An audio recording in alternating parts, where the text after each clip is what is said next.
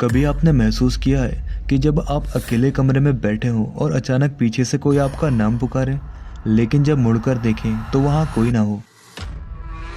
लोग कहते हैं वो बस दिमाग का भ्रम होता है, पर अगर वो भ्रम बार बार एक ही आवाज़ में होने लगे तो क्या वो अब भी सिर्फ दिमाग का खेल रह जाता है?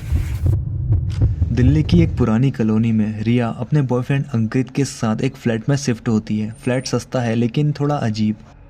पड़ोसी कहते हैं इस घर में कोई ज़्यादा दिन नहीं टिकता। रिया हंसकर कहती है डरने वालों के लिए ये घर नहीं, हमारे जैसे लोगों के लिए है।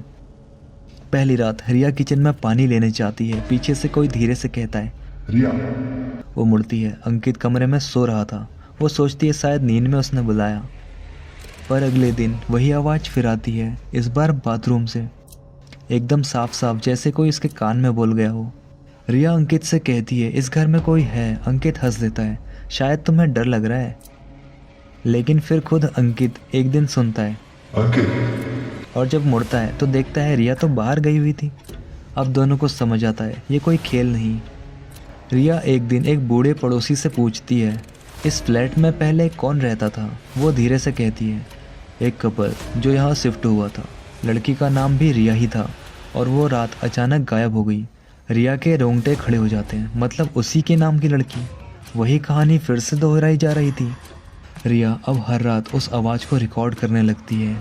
एक दिन वो रिकॉर्डिंग सुनती है और उसके कानों से खून निकलने लगता है, क्योंकि उस रिकॉर्डिंग में एक और आवाज़ होती है, मैं यही तुम्हारे अंदर। अंकित कमरे में घुसता है। रिया मुस्कुरा रही होती है लेकिन उसकी आवाज़ बदल चुकी होती है।